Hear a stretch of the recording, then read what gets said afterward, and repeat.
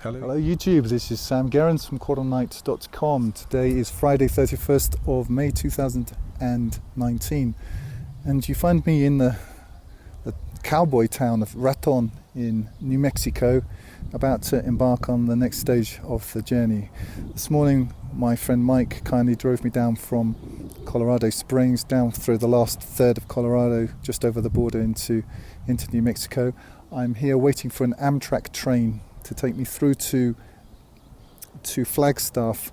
The train's 2 hours late, which is kind of par for the course with Amtrak.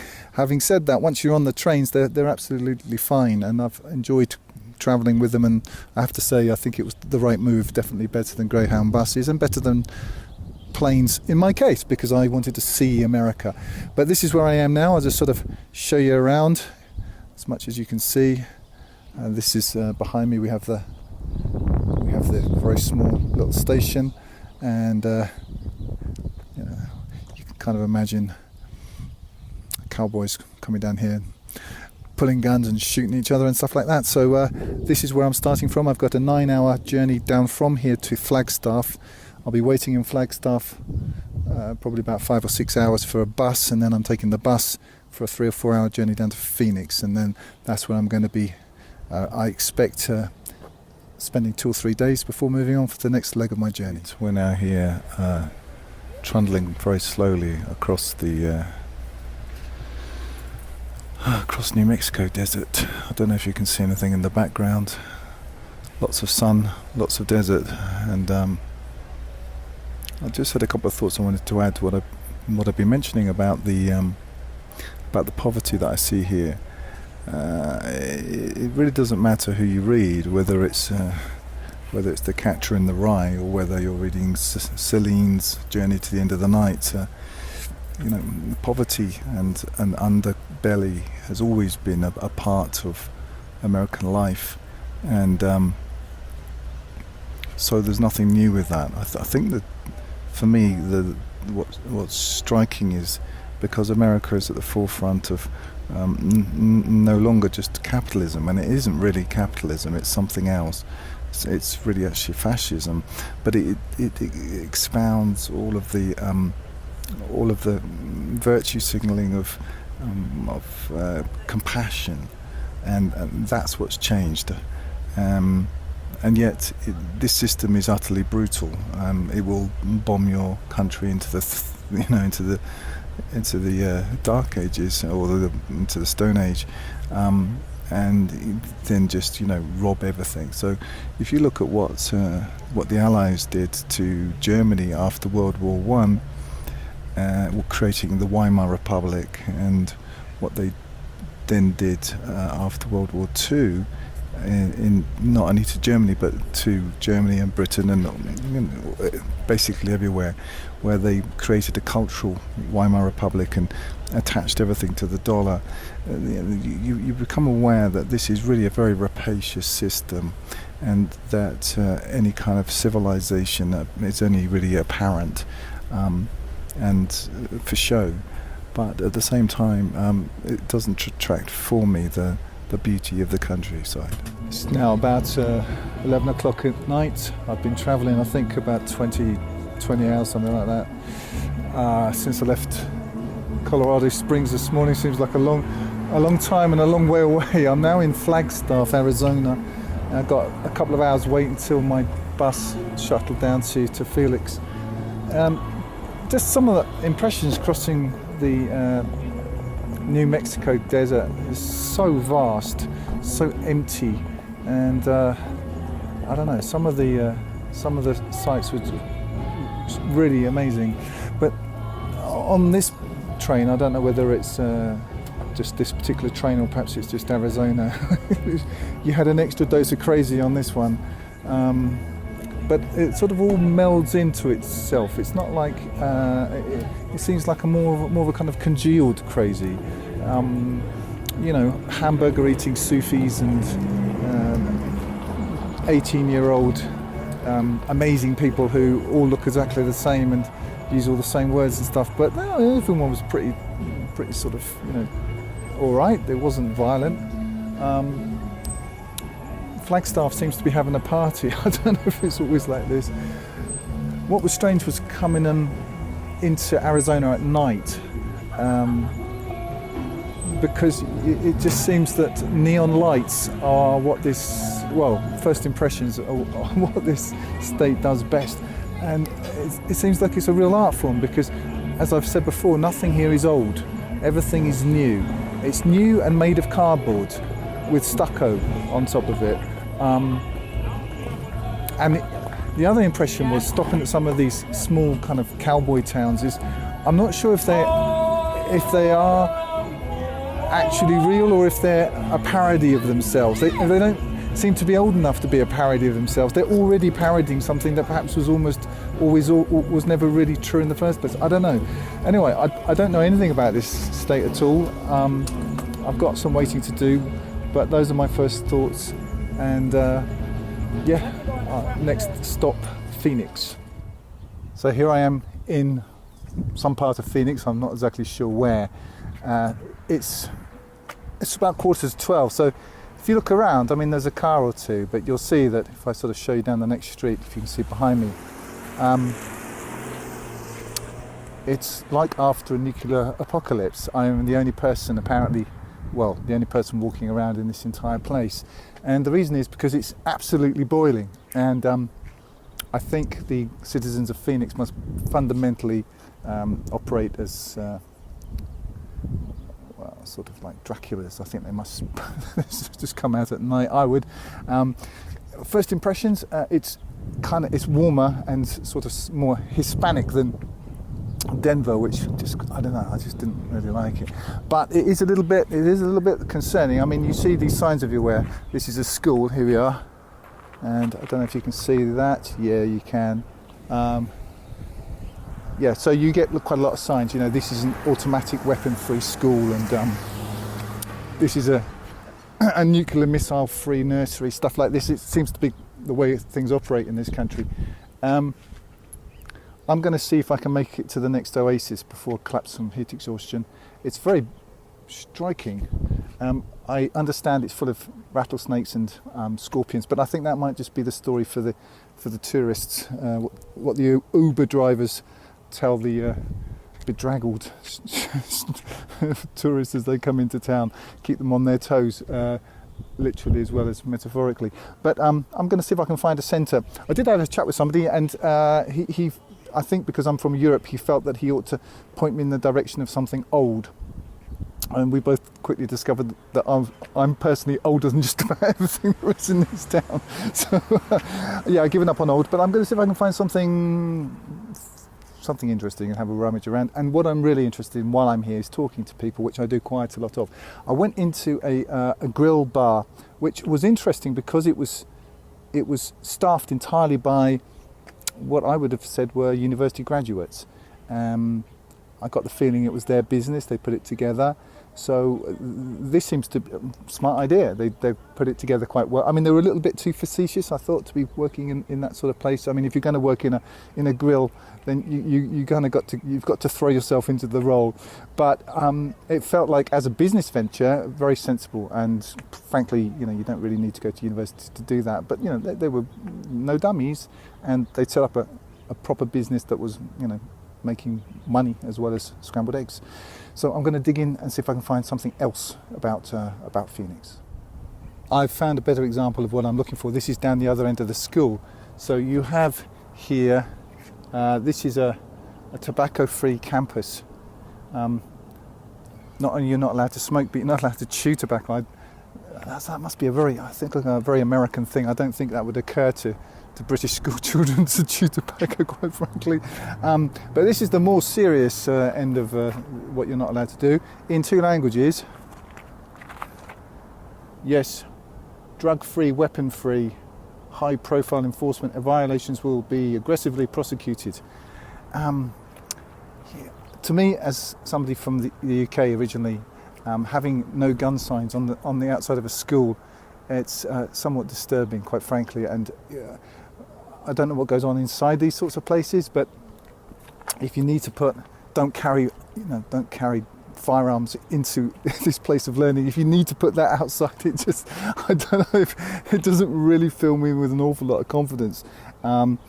If you know my channel, you know that I'm full into homeschooling. I mean, it doesn't have to be homeschooling. I mean, you can, but at the moment that's what we're doing. If you can find a better alternative, great. But I don't think I'm going to be sending our daughter to somewhere where you need to be frisked and go through a metal detector just to get to, get to play with Lego. This is just a quick life hack for anybody who hasn't been to America before on how to cross the road in this country. This is how it works. You have these things. I don't know if you can see that. It says press the button. And you have a crossing over here, and what you do is you press the button, you stand, nothing happens, and then you run across the road hoping you don't get killed. I don't know for a fact, but I've been trying to imagine where the good people of Phoenix actually are. I mean, apart from the drivers, of course, who may or may not be fully human, given that this is America and now you've got automatic cars. I imagine that they're all at home lying in baths of liquid nitrogen with the air conditioning on full blast. I mean, just to give you an idea of the of the fauna around here. There you are.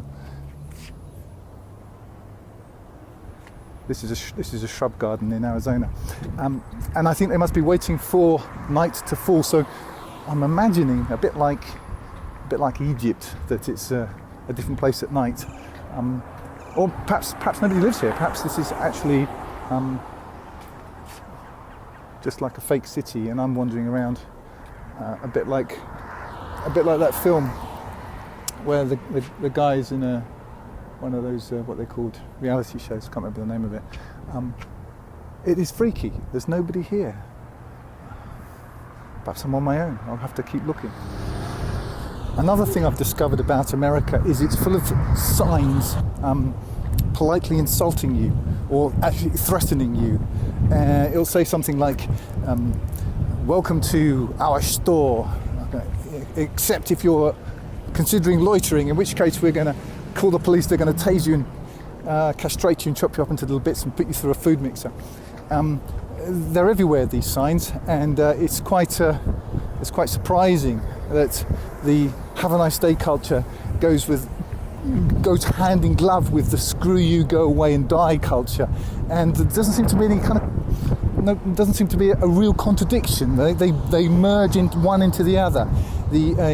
Excuse me, sir, we need you to cooperate. Bend over this, and we're going to stick a gun in your head with, would you like a supersize on that? they merge into each other almost seamlessly.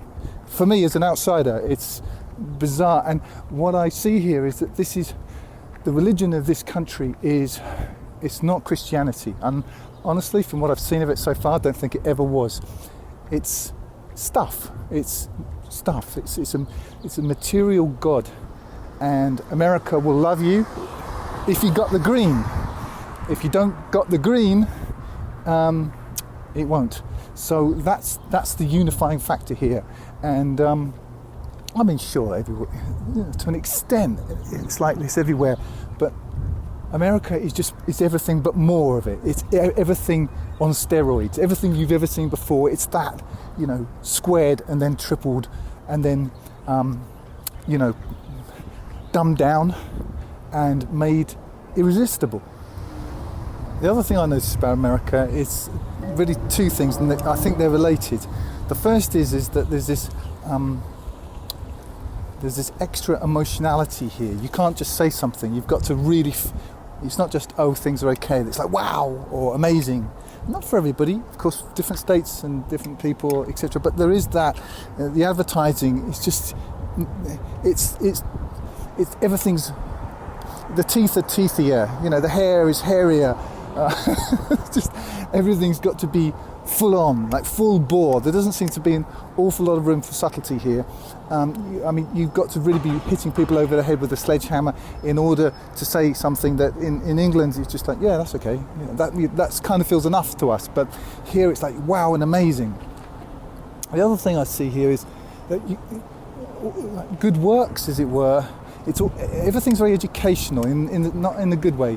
Even if you see a seat by the side of a park, it was donated in order to make people feel something very deeply about something possibly related to sitting in a seat by the side of a park. But it can't just be a seat. It's got to be, it's got to be somehow conveying a message. It's got to have a ribbon attached to it of a particular colour, and everything's very dogmatic. It's all very ideologically driven. Even simple stuff, like you can't just buy a t-shirt. It's got to be a t-shirt that's in favour of, it's against global warming, or for the rights of spiders in oncoming traffic. I don't know. It's all very ideological, and I don't know, but I'm beginning to think that this could be a result of the Puritan roots of America, where fundamentally Puritans don't have a sense of humour, and libtards, liberals, are the sort of the follow-on from that. They're basically picked up where Puritans left off. So I'm wondering if it's something to do with that. I'm just going to show you this, because this is pretty, purdy, as they say. Not maybe here, but in other places. I don't know if you can see these. You've got a church over there, and another one over there. I mean, it is pretty, but it all... here we are. So I've mentioned this before. Some guy on one of these riding around in one of these things. You do see them, these the voluntary sick, I call them.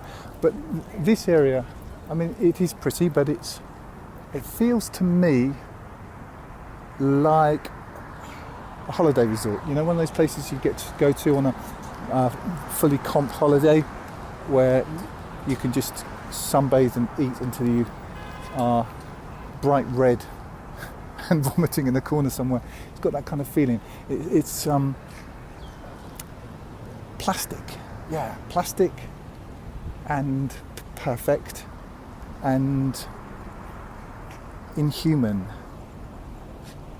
But when you talk to people, they're very polite as part of the plastic and perfect and inhuman thing. But I get the feeling that when they go home, I mean, unless Americans have actually had whatever it is that makes you human sort of surgically removed, and I don't think they have, I get the feeling, a bit like with Brave New World, that whoever makes the soma in this town is financially onto a winner.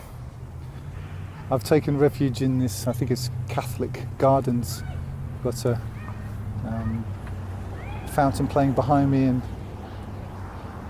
get some shelter from the relentless and brutal sun. But behind me you can see Chase Manhattan Bank, and something that I've noticed travelling from city to city, and of course this has nothing to do with America particularly, but everywhere you go, every city now has got its central banking structure, and they have the new cathedrals, and they hold the dominant position in every city. It used to be, obviously, that was the church, the religious buildings that were the dominant buildings in a city, but now it's the churches of the new religion, the churches of the religion of stuff. And America is no different to anywhere else in that regard. It's just far more pious and fundamentalist in its worship than anywhere else.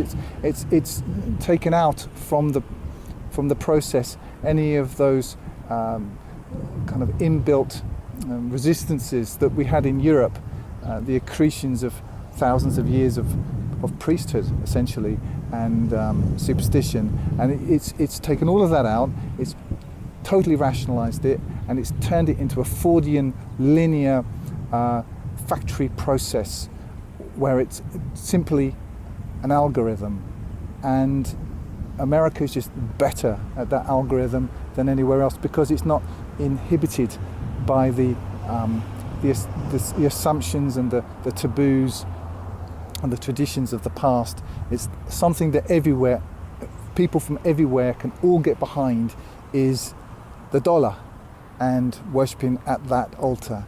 And that's what America it really is. And even the apparent religion that it has, and its obsession with religion, is, so far as I can see, is really just a function of the underlying doctrine, which is about money, which is perhaps why you have in America more than anywhere else the phenomenon of the sort of the money preacher and so on. So anyway, that's that there. I think I'm going to get moved on. Another very America-specific thing is the fact that you can choose your number plates, or a lot of people seem to have bespoke number plates. So you see some very weird combinations of letters and numbers. I just saw a car go flying by me, and the number plate was N to God, and I wasn't sure whether it was next to God or no to God. I suppose we'll never find out, but hopefully he knows. You've got to learn how to read a city, and here we are at the Presbyterian Church. I don't know if the camera's going to show this in mirror image or not, but what it says there is First Presbyterian Church, founded 1879, erected 1927, and then it's got, very interestingly, Jesus Christ himself being the chief cornerstone, Ephesians 2:20. And if you, obviously the allusion here is to this being the cornerstone of the church, which in itself perhaps doesn't seem particularly significant until you realise that right opposite is Phoenix Masonic Temple, which is all about cornerstones and so on. So, you know, when you start to read a city, you realise that, especially with American cities, that the planning, you know, was embedded. So it's, in my opinion, it's no coincidence that we have a quote here about Jesus Christ himself being the chief cornerstone. It might give you some kind of insight into what Freemasons mean when they talk about when they're talking about the Bible. I wanted to return to my perennial topic of the homeless here. You certainly have them here in Phoenix as well. It's so baking hot that they tend to very sensibly found sort of shady corners to go and sit in. But something that I haven't mentioned, that I ought to mention about the homeless problem or phenomenon in America, is that it's overwhelmingly men. You do see women too, but overwhelmingly men. And I think my guess anyway on it is that men are being ejected from their homes by women due to the court system, and because men are designed to fight for women. Actually, they always used to do that up until the time that women became emancipated and therefore weaponized. I think a lot of men, I'm guessing, but I think that they just decide they've got nothing else worth fighting for and they end up on the streets. I also think that there's probably quite a concerted effort towards helping women specifically, because at the bottom of the pecking order of political correctness are white men, and that's who you see overwhelmingly in these cities homeless, white men between the ages of, I suppose, about 18 and old. But you know, perhaps that's because these are predominantly white cities. Perhaps if when I get to other cities in the south, the demographics of all of that will change. I don't know. So I'm on a learning curve. I don't have any definitive answers, but this is what I've noticed. Another thing that I noticed in my walk through America, as it were, and it's not peculiar to America, but it's just, I suppose, indicative of the times that we live in, is how vital your telephone is.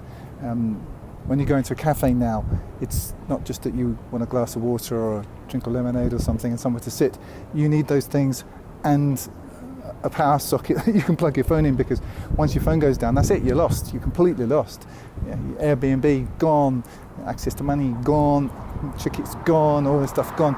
So, I mean, obviously we all knew this ahead of time, but how much cheese is in the mousetrap now? Just all of it, all through your phone. So the crossover from that to an even more centralized and synchronized method of control, you can see we're almost there. You literally couldn't do this trip, well, almost literally couldn't do this trip without phone. So that now is basically your access point to the system, and once the system can get us to embed that, it controls us completely. So you can see how close we are to a lockdown, and it won't be the kind of lockdown that people envisaged. Sort of, I think it will be a kind of lockdown where people are actually not trying to escape the prison, but they're actually fighting to get into the prison, and that's going to be the difference of the new Orwellian, Huxleyan society, which worships money and has been turned into this big homogeneous paste with no roots, no culture, no history, no genetic memory, no aspirations, and nothing to live for except more of something that doesn't really satisfy, but in the absence of any better plan, getting more of it seems to be not only a good idea, but the only idea. So another thing that I find here is that to do with the homeless, and I keep coming back to this subject. I've got some over there behind me. Is that they, a bit like pigeons, they sort of congregate in these places and take them over, and especially in a city like this, which is so hot, there are very few places which are cool enough to be able to sit and relax. Well, the homeless caste, almost by default, are swept into those places, almost in response to the laws of money sucking and pushing, and they seek the lowest possible place of resistance within this huge pinball game. And it's almost like a law of physics, of game theory, is where you will find the very poor people. And of course, it's on an individual level, it's tragic and so on. But just purely as a social phenomenon, watching where they congregate, and there's almost a kind of an agreement between the working caste and the unworking caste. Is if you leave us alone, we won't go crazy mental on you. And so there's this mutual ignoring of each other, and something that I've found among the poor here, and I'm not saying this is true for all of America, but what's distinct between homeless here and homeless, say for example, that I've seen a lot of the time in England, is a lot of the homeless here, they don't beg. They're beyond begging. They're so resigned to their status that it seems it's not out of shame, it's just that they've forgotten that they're homeless. Obviously this doesn't apply to... That's illegal. Been told that something's illegal. Well, everything's illegal in this country, so just carry on. Anyway, so that they've actually forgotten that being poor and being homeless is not normal. So this particular piece is on loan, but if you look at it, you have this woman here running after a group here. So for my money, this is the mother, and she's running after, trying to catch up with her child that has been almost swept away by the masses, by a group, and that child itself is being propelled forward into the arms of this. And if you were going to ask me for an interpretation on this, I would say that this is really telling you the backstory of the usurpation of parenthood, of motherhood, by the state, and feeding them into the arms of the paedophile.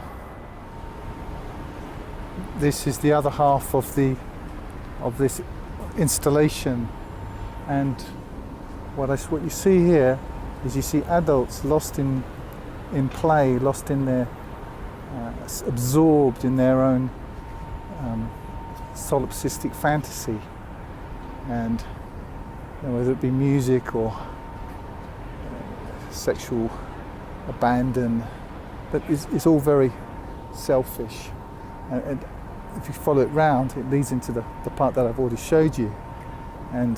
But here we see the grown-ups, the adults, as they are in real life, all lost in their own little world. And now we have the one child. Well, in fact, she's not really a child, but she's not a grown-up, I suppose, a prepubescent girl, abandoned, left alone by the adults, so-called, when they're really just infants themselves, never really developed. And here's the child who's supposed to be in their charge but has been abandoned. Here are some more quote-unquote adults, and I just think this is such a wonderful characterization of our society. And if you look to how many of these are women, all lost in their dance of self and self-obsession, and having abandoned the child over there, which was their charge and their responsibility. And then we turn round, and over there we have the bit that I showed you already, where the small child is being catapulted by the quote-unquote adults, but the infantile adults into the hands of the waiting man, who's older, standing alone, and is the only one who's really paying any attention to the non-quote-unquote adults in this entire narrative. So we have the idiot party going on over there, and here we have the idiot adults. But you can see that the whole movement is driving this child and propelling it forward into the hands of the only person in this entire installation who is really interested, and it's this old man, the old paedophile with open arms. I mean, if that isn't the right reading of this, then I don't know what is. Well, that was fascinating. I've just had a 10-15 minute conversation with a lady in a shop which sells hats and things for football games, American football I think, or whatever it is they play here. And she was in hijab. So I stopped and we had a chat, and she's from Lebanon originally, but she grew up here, and her take on it all here is that it's all very racist now. And she said it became so after 9/11. And I asked her in the conversation when she started wearing hijab, and she said that she put it on after 9/11 as a protest. So it was very interesting to me that 9/11 was a pivotal, defining moment for her, where she felt that she needed her Islam, for want of a better word, to be visible. It was, and for her, to go with, with George Bush, if you're not with us, you're against us. Well, she felt that it pushed her into almost like the Jewish camp, in the sense that an identity based on the perceived hatred of others. She was a very nice lady, and we talked about the difference between religion and the Qur'an, and she seemed to have I didn't go into big details with her or anything, but she was certainly in no way radicalized. She's a good woman trying to lead a righteous life according to the book of God. And but I thought the fact that 9/11 had that effect on her was interesting. And I asked her also whether she had friends that they'd sort of put the hijab on all together, and she said no, it's just something that she decided to do for herself. So I think that at that time, I mean, I was not in America, I've only been here a few days, so I don't know, but at that time, although she'd grown up here, she suddenly became other, she suddenly became excluded because of this media hype. Clearly, Arabs had nothing to do with 9/11, largely because it's ridiculous to believe that they could have organised it. They didn't have the means, they didn't have the cohesion, they didn't have the opportunity. Obviously, the people who had all that are still at the top of things now. I have something of an intermediary conclusion. Americans, if you sort of pop into their bubble and almost force them to have a conversation, they will respond. And most of the time, I mean not all the time, but quite a lot of the time, they feel almost relieved that somebody's done it. I mean, you do have to risk, there's no question about that. You have to get past the hey, cool kind of thing that everyone does here, the superficial plastic niceness. But if you persist, and perhaps it's easier for me being a foreigner because people just kind of cut you a lot of slack because you're like an alien of some kind. But if you punch through that bubble wrap, you find people who, quite honestly, feel that they haven't had a proper conversation for possibly years, but you have to hold your ground. It's a bit like the gun laws in Texas. You have to stand your ground with it, because what I've found quite a few times is their initial response will be back into Blandsville. But if you stand your ground and say, no, I do mean this, or whatever it is, and punch through, they kind of stop, take a breath, and become, for a very short period of time, somebody else. So I don't know if I could sustain it if I lived here. It's easy to do this as an outsider, but living here full time, I don't know if it'd be possible. I think I've done all the walking around Phoenix as an outsider, as a tourist, that is possible to do. The feeling in the centre here it's a feeling that I know from before. It's a feeling that you get in any shopping centre, that sort of tired, almost indolent sense of you've got to buy something new, but existing in a very sterile environment. I think there must be a life here somewhere, but I think that the people that have a life here are plugged into it by means of cars, social media, and a sort of connected atomization. It is possible to have conversations with people if you stop them and kind of engage them, then you can. But the feeling here, as in most of America, certainly in the cities, is one of really, it's a mathematical equation. Have you got money? If so, how much? How much can we get out of you, in this sort of time? And the rest of it all, everything else is a function of that. It feels, and I've had this feeling in America before, quite a lot like Westworld, the film with Yul Brynner. It would be possible to live somewhere like this if you were in fact a zombie and you had no soul. But failing that eventuality, I think it would be very difficult for me to live in a place like this. It's just a little bit too sterile and too much like a well-planned mental hospital for me. Anyway, that's enough of my days walking around Phoenix. I've got other things to do while I'm here. I'm meeting with a friend, I hope either tonight or tomorrow, and after Phoenix I shall be pushing on toward Texas, and I may drop another video before then, or I may not, and that's all for now. If you're listening on YouTube, you can download my full translation of the Qur'an free using the button in the top right hand corner, or buy the hard copy there at 10% less than on Amazon. I also encourage you to sign up for the Qur'anite Plus newsletter on the site to get occasional micro updates. You can download the audio from my YouTube videos to your mobile device using the links in the drop down below.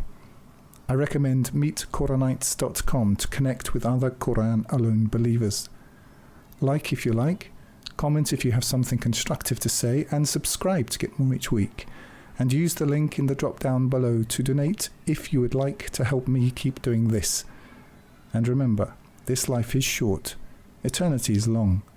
If you want good trees, plant good seeds.